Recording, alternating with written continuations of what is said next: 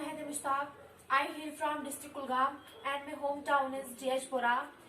I am the student of class 8th and my school's name is Pan School of Excellence. Today, as you all know, today our topic is how teachers learn. जिसका मतलब है teachers कैसे सीखते हैं, teachers कैसे सीखते हैं बच्चों से। इसमें हमें दो कैरेक्टर्स इम्पोर्टेंट है, नूरा एंड टीचर।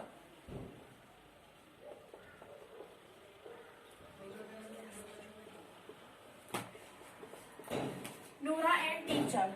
नूरा जो थी ये 5 इयर्स ओल्ड की एक छोटी सी बच्ची थी और नूरा के पेरेंट्स ने नूरा के लिए होम कोचिंग का इंतजाम किया था और टीचर उसको हर लास्ट वीकेंड आता था उसको पढ़ाने, विच मीन्स सैटरडे उसको पढ़ाने आता था वो टीचर। और जब टीचर उसे रोज रोज पढ़ाने आता था तो वो फ्रेंड्स बन गए थे and soon they were friends, वो फ्रेंड्स बन गए। और फिर नूरा ने जो फर्स्ट बुक पढ़ी, वो सोफा पे बैठते थे, नूरा ने जो फर्स्ट बुक पढ़ी था जिसका नाम था हॉप एंड पॉप,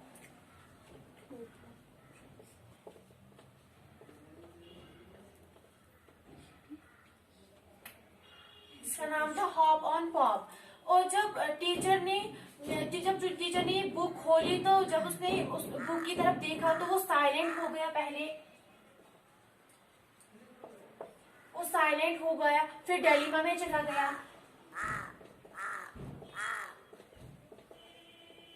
फिर वो डेलिमा में चला गया, मतलब उसको ये समझ नहीं आ रहा था कि वो कैसे पढ़, मैं इस छोटी बच्ची को कैसे पढ़ाऊं, ये इतनी सी छोटी बच्ची ऐसी बुक कैसे पढ़ सकती है। फिर वो कंफ्यूजन में चला गया, डेलिमा में चला गया।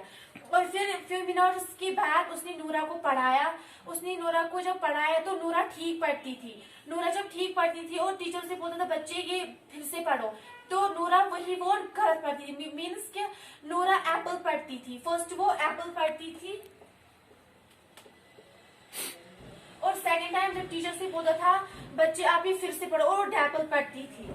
तो फिर जब ये गलत पढ़ी थी और रोज रोज ऐसे ही होता था तो टीचर को बहुत ज्यादा गुस्सा आता था। टीचर बहुत ज्यादा गुस्सा करता था, वो स्टूपिड बिहेवियर करता था नूरा के साथ। और जब वो स्टूपिड बिहेवियर कर डांटता था नूरा को तो नूरा डिप्रेशन में चली जाती है, जिसकी वजह से नूरा की पढ़ाई में और ज्यादा प्रॉब्लम होती थी।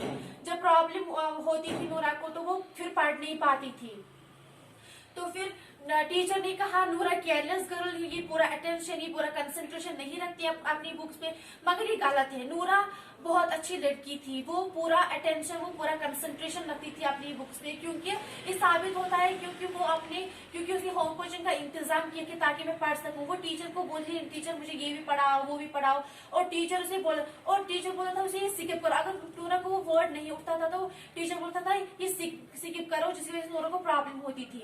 और फिर जब नूरा को रोज यही प्रॉब्लम, फिर डांटता था वो नूरा को, डिप्रेशन में चली जाती ऐसी करती थी वो रोज। तो फिर एक बार टीचर ने एक बुक खोली थी जो वो हिंदी में लिखी थी, वो स्पीकिंग हिंदी में लिखी थी। तो टीचर को लगा कि टीचर को वर्ड्स नहीं पढ़ पाए वो वर्ड्स।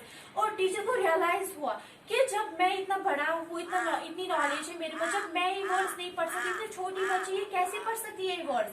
तो फिर टीचर ने रियलाइज किया कि मैं ही गलत हूँ। तो अगर हमें बच्चों की प्रॉब्लम समझनी है तो हमें उनकी आंखों में देखना चाहिए। जब टीचर बच्चों की आंखों में देखता है तो टीचर को साफ साफ दिखाई देता है कि बच्चे के माइंड में क्या चल रहा है, क्या बच्चे को मेरा जो मैं पढ़ा रहा हूँ वो समझ आ रहा है या नहीं आ रहा। और मगर वो टीचर वैसा नहीं करता था।